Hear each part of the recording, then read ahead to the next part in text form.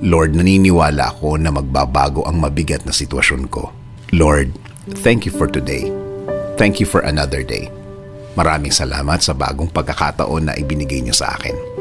Maraming salamat, Lord, kasi alam ko maraming magandang pangyayari ang mangyayari sa araw na ito.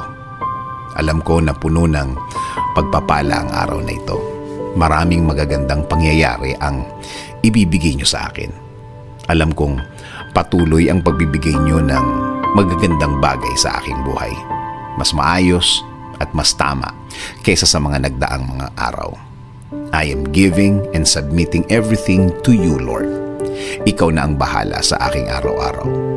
Patuloy mo akong i-lead sa aking buhay.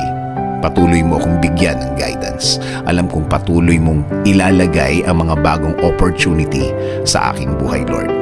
Sa iyo ako palagi titingin. Sa iyo